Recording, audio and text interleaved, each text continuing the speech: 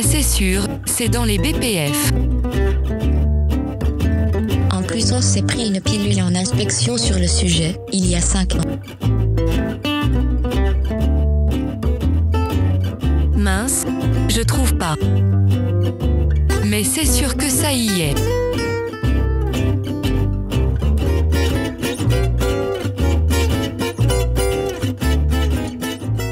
Bonjour à tous et bienvenue dans cet épisode 31 de C'est marqué dans les BPF. Et oui, comme j'avais dit la dernière fois, on allait rien faire pour l'épisode 30 parce qu'en fait je me suis planté dans le numéro des épisodes.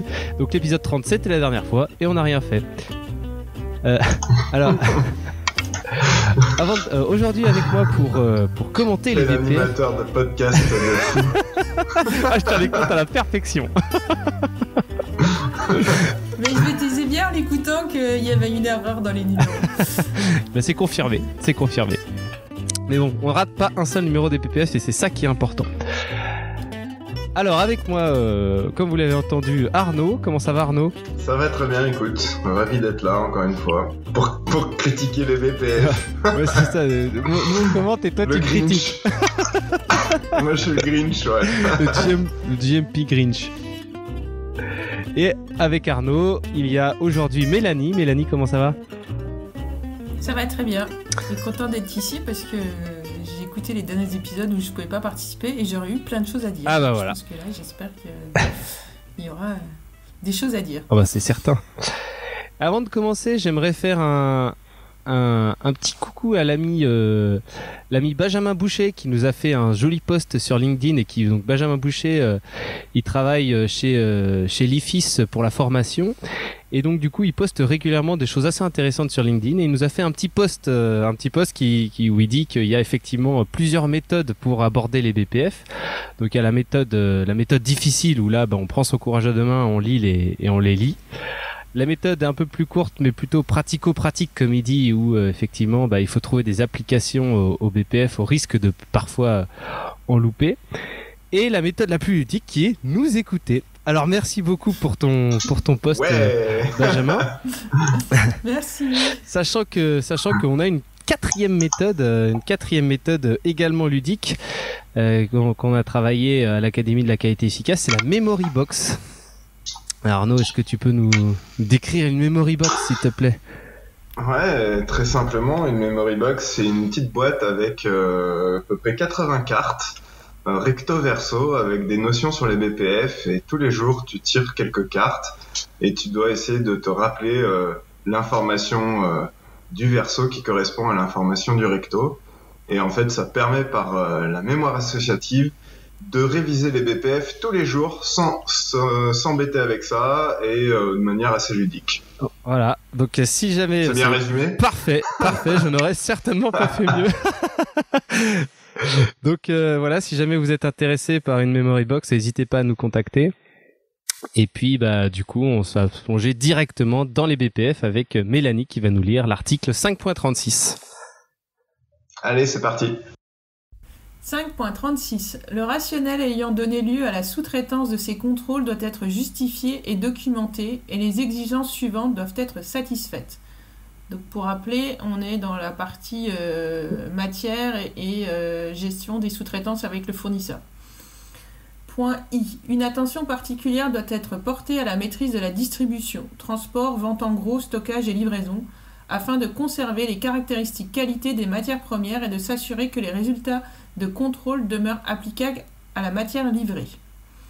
Point 2. Le fabricant de médicaments doit procéder à des audits personnellement ou par le biais de tiers à des intervalles appropriés en fonction des risques sur le ou les sites et effectuer des contrôles, y compris l'échantillonnage sur les matières premières afin de s'assurer de leur conformité aux bonnes pratiques de fabrication, ainsi qu'aux spécifications et aux méthodes de contrôle définies dans le dossier d'autorisation de mise sur le marché. J'ai un point là-dessus, moi. Ouais. Une question que je me pose, et je crois qu'on avait un peu posé aussi la dernière fois, c'est lié un peu aux audits des sous-traitants. À partir du moment où le sous-traitant est accrédité BPF par les autorités de santé, je vous pose la question à vous, à votre avis, quelle valeur ajoutée amène le fait d'aller l'auditer ? Moi, j'aurais une autre réponse. Moi, je pense que au nombre de fournisseurs, de sous-traitants, d'industrie pharma, les autorités de santé, elles sont pas en capacité d'auditer tout le monde. Et donc, en fait, on partage un peu le gâteau, à mon avis, et on fait on fait que les autorités de santé aillent auditer, mais que le client aille auditer aussi, lui, directement. Parce que comme ça permet qu'il y ait plus de gens qui soient disponibles pour faire ces activités-là. Tu penses que, pour moi, quand tu as ton autorisation de fabrication, c'est vrai que tu as été audité déjà. Oui, mais bon, tu sais très bien que les choses, elles peuvent évoluer dans le temps. C'est pas parce que tu as été audité une fois ou sur un sujet que tu peux pas avoir quelque chose qui évolue ou qui se dégrade ou qui s'améliore et que tu peux le voir à l'audit suivant. Ouais. Moi, j'avais vu, mais ça date, j'avais vu une étude que de toute façon, avec la mise en place des fabrications dans les pays tiers, la capacité d'auditer des autorités de santé n'était pas possible par rapport au nombre de personnes à auditer. Mais t'as les reconnaissances mutuelles. Oui, c'est aussi pour ça que je pense qu'ils ont mis ça en place. Parce que ce point-là me vient du podcast JM Podcast que l'on a fait avec Benoît Grigel. T'es certifié ISO machin truc, par un organisme. Du coup, tu fais confiance, quoi.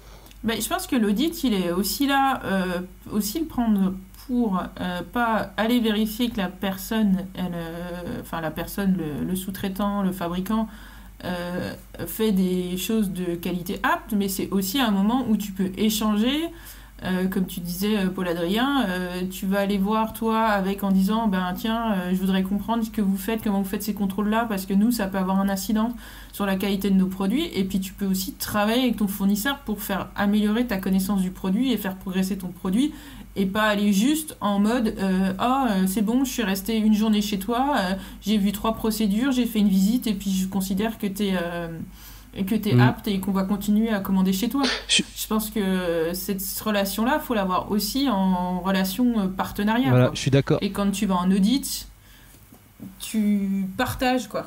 Alors c'est le problème quand tu fais des audits par des tiers, mais voilà. Voilà, c'est ça. Je suis totalement d'accord avec toi, Mélanie. Déjà, c'est pareil. À mon avis, les audits fournisseurs, on n'est pas obligé de trouver des écarts absolument. On peut aussi, du coup, je pense que c'est très bien d'y aller. C'est pour ça que je disais qu'il fallait mieux que ça soit, ça aurait été top que ce soit les Akiop qui y aillent faire les audits, qui sont concernés par les produits parce qu'ils connaissent les problèmes, ils connaissent les produits, etc.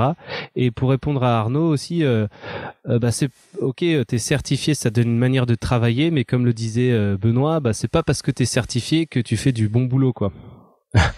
Alors bon, il disait ok, t'as la certification, mais après c'est à toi de l'appliquer de manière à ce que ça rende des bons résultats, quoi.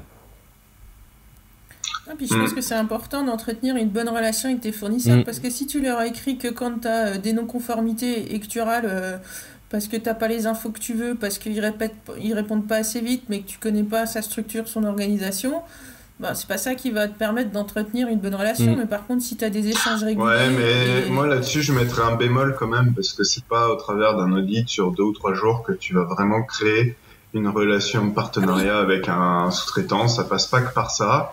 Et donc je pense que sur le principe, je suis d'accord, mais c'est pas l'audit qui répond à ce point-là. Non, mais ça fait partie d'une manière de créer du lien avec ton fournisseur. Ouais, non mais ça c'est vrai. Au moins tu vois qui est la personne, tu peux, tu sais un peu par quel bout la prendre, etc. Je vois quand même, c'est intéressant, quoi. Mais c'est toujours pareil, parce qu'on dit les autorités de santé ont peut-être pas la capacité de faire assez régulièrement. Pour autant, les sites, si aller auditer tout, alors bien évidemment tu fais une analyse de risque, tu identifies tes fournisseurs les plus risqués, etc. Mais c'est pour ça que finalement on fait des audits par des tiers, c'est qu'ils n'ont pas la capacité non plus. Et du coup, en fait, je suis désolé, on voit de plus en plus audit par les tiers. Audit par les tiers, on crée pas le lien avec le sous-traitant. Ça apporte pas plus d'éléments qu'une autorité de santé. Donc dans ce cas-là, je repose ma question. Alors, concrètement, ce que vous dites, c'est très bien. C'est plein de bonne volonté et de bon sens. Mais concrètement, dans la réalité, et d'ailleurs c'est marqué là aussi, par le biais de tiers, bah, tout ça, quand tu passes par le biais de tiers, ne répond pas à tout ce que vous venez d'énoncer. Ouais, Quoi. non mais c'est vrai. Et j'allais dire, je vais même plus loin, tu as certains fournisseurs maintenant qui demandent à être audités par des tiers pour que les audits soient pour plusieurs personnes qui soient auditées. Donc, pourquoi pas les autorités de santé. Voilà. Allez, et point 3. Non, et puis en plus, c'est vrai, et ça, du coup, c'est un gars de chez ma pharma là, qui m'a aussi dit ça. Les audits comme ça, au final, les audits tiers, les mecs, ils en ont un peu rien à foutre. Ils veulent venir pour prouver qu'ils sont venus et mettre 3-4 écarts un peu débiles. Alors, des fois, c'est pas débile, franchement. Des fois, il y a du bon, il y a aussi du bon boulot, mais okay. Des fois, t'as l'écart un peu, c'est tout parfait. Le gars, il a rien vu, il va quand même mettre un truc pour dire, ouais, quand même, quoi. Ça, du coup, c'est le pire, moi, je trouve. Ça complexifie le système pour aucune raison. Enfin bon. Ouais, ou alors ils auditent, mais comme ils n'ont pas l'entièreté du système, ils vont mettre des points qu'ils pensent être pertinents, mais qui sont pas, qui marchent pas dans le contexte de l'entreprise avec le fournisseur, du fabricant avec le fournisseur. Ouais. Je continue. Vas-y. On peut clore le sujet. Donc, point 3. Le certificat d'analyse fourni par le fabricant fournisseur de matières premières doit être signé par une personne désignée, qualifiée et expérimentée. La signature garantit que chaque lot a été contrôlé conformément aux spécifications approuvées du produit, à moins que cette garantie ne soit fournie séparément. Des choses à dire ? Pas particulièrement. Non, certificat d'analyse. Point 4. Voilà. Point 4. Le fabricant de médicaments doit bénéficier d'une expérience appropriée avec le fabricant de matières premières, y compris une expérience via un fournisseur, comprenant une évaluation de l'eau précédemment reçue et un historique de conformité avant de réduire les contrôles en interne. Tout changement significatif apporté au procédé de fabrication ou de contrôle doit être étudié. Ouais. Donc là, c'est typiquement pour mettre en place ta sous-traitance d'analyse ou d'échantillonnage, il faut que tu aies eu un certain historique de l'eau déjà analysé et que tu aies pu confirmer que tes résultats ils sont proches ou équivalents à ce que le fournisseur il te fournit. Après, pareil, sous-traitance d'analyse ou de prélèvement, il faut quand même être un agrément qualité. Pareil, il faut bien s'entendre là-dessus, quoi. Enfin, l'agrément qualité, là-dessus, c'est hyper important. Il faut re-signer quelque chose, quoi. Point 5. Le fabricant de médicaments doit également procéder ou faire procéder via un laboratoire sous-traitant approuvé à une analyse complète à des intervalles appropriés en fonction des risques et comparer les résultats obtenus avec le certificat d'analyse du fabricant ou fournisseur de matière, afin d'en vérifier la fiabilité. Si le contrôle soulève un quelconque écart, une investigation doit être menée et les mesures nécessaires doivent être prises. L'acceptation des certificats d'analyse du fabricant ou fournisseur de matière ne doit pas être poursuivie tant que ces mesures n'auront pas été mises en œuvre. Ouais, t'as pas aussi du coup la sous-traitance d'analyse et de prélèvement, t'as aussi la réduction d'analyse à juste l'identification, le taux, enfin l'humidité. Vous avez déjà eu un site qui avait justement eu à traiter ce genre d'écart ou pas? Non, moi j'ai jamais vu. Moi, on avait des délégations d'analyse, mais j'allais dire tu le faisais quand même chez un fournisseur où tu avais suffisamment d'historique ou suffisamment de confiance parce que tu l'avais déjà travaillé. Tu l'avais fait auditer par un tiers. Allez. Non, mais après tu peux aussi te baser sur les réclamations. Si c'est un fournisseur avec lequel tu as des réclamations et des choses comme ça, t'as pas que l'audit pour non, mais attends, mais t'as aussi mettre en place. T'as la réduction de la quantité d'analyse aussi. T'as des tests que t'es plus obligé de faire, genre les impuretés et tout ça. Tu te contentes d'avoir le certificat d'analyse, mais par contre au moins une fois par an, tu dois quand même faire la totale, quoi. Ouais. Et c'est là où effectivement. Alors moi j'ai eu un cas. J'ai eu des cas où en fait on trouvait pas le même résultat que le fournisseur. Et en fait, quand tu creuses, c'est que comme c'est des analyses finalement que tu fais moins souvent, c'est toi qui le fais mal. Voilà. Alors je ne dirais pas que c'est toi qui le fais mal, mais tu maîtrises moins l'analyse et en fait à chaque fois, les quelques cas qu'on a eu ça, en fait, on s'est rendu compte que en discutant avec le fournisseur, il nous a des éléments pour fiabiliser l'analyse. Et une fois qu'on avait l'expertise du fournisseur pour bien gérer notre analyse, là, on s'est retrouvé avec les mêmes résultats. Alors, c'est peut-être pas forcément toujours en annuel, mais je sais que des fois, quand on avait des fois, c'est arrivé que certains cas où on avait des différences par rapport au certificat d'analyse, c'était qu'il nous manquait de fiabilité au niveau de la méthode. L'expérience fournisseur veut qu'on arrondisse à un chiffre derrière la virgule et pas 2. Et voilà. Non, mais d'où l'importance aussi du contact que tu as avec ton fournisseur, parce qu'il y en a qui sont plus à même de t'accompagner sur ces sujets-là et de t'aider à mettre en place tes méthodes ou développer tes méthodes. C'est cool ça quand même. Je continue. Ouais, vas-y, ouais. 5.37. Les matières premières ne peuvent être délivrées que par des personnes désignées à cet effet et selon une procédure écrite. Ceci en vue de garantir que les matières premières prévues sont bien pesées ou mesurées avec précision dans des récipients propres et correctement étiquetés. C'est marrant, je vois pas la... Ouais, si. Enfin, du coup, effectivement, que doit être, tu dois avoir des transporteurs et ça doit venir de personnes, voilà, selon ta liste de trucs, quoi. Mais par contre, que ça dit que effectivement, ça a été pesé, mesuré avec précision dans des récipients propres et correctement étiquetés. Je vois pas la... Je sais pas.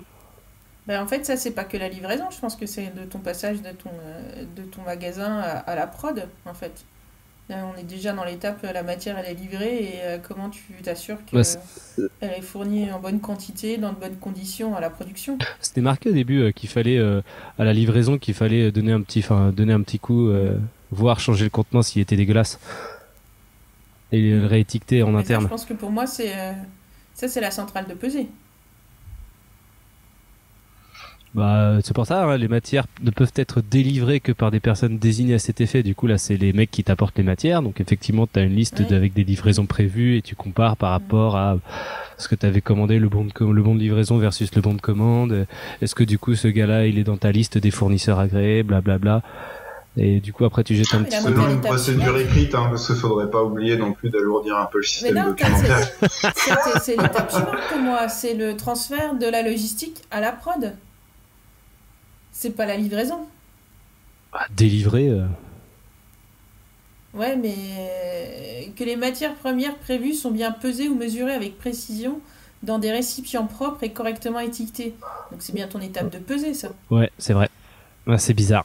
Enfin, c'est pas clair, hein. C'est pas clair parce que du coup, en fait, on passe direct, encore une fois, d'un sujet à l'autre, sans...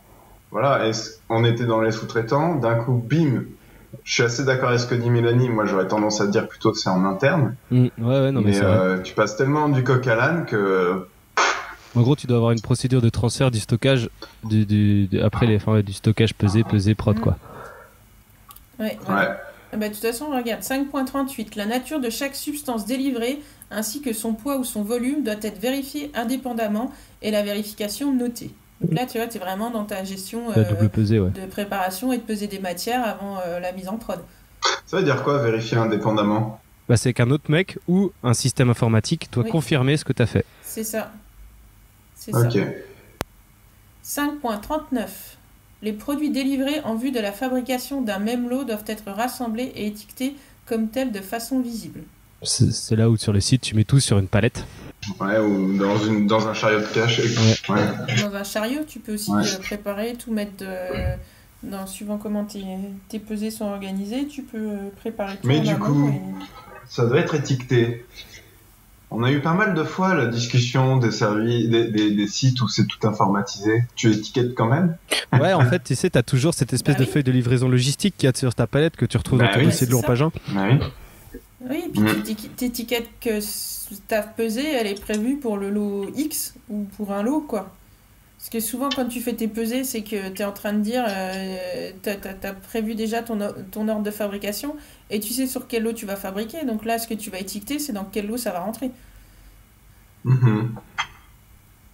pourrais scanner, avoir un truc tout full informatisé, hein. Mais bon, là, effectivement... Ouais, mais on n'est pas encore chez Amazon où tout passe en automatique d'un point A à un point B. Là, t'as quand même, à un moment, je pense, une personne qui va manuellement transférer de la salle de pesée à la salle de fabrication. Et donc, il faut quand même qu'il retrouve ses petits sans devoir forcément biper, quoi. Tout est possible. Moi, je suis ultra convaincu de l'étiquetage, même dans les services, dans les systèmes informatisés, parce que à un moment donné... ça reste le meilleur moyen de pouvoir voir ce qu'il y a vraiment sans forcément devoir passer par un système avec une scanette, etc., quoi. Ok. Et bien voilà, ça à mon avis, on va s'arrêter là pour, du coup, on finit le sous-chapitre qui concerne les matières et on s'enfilera du coup dans le prochain épisode les opérations de fabrication, produits intermédiaires et vrac. Donc une fois qu'on a terminé la livraison et la pesée, on entre dans la partie réellement de production. Voilà, merci à tous et à bientôt pour un prochain épisode. À bientôt. À bientôt.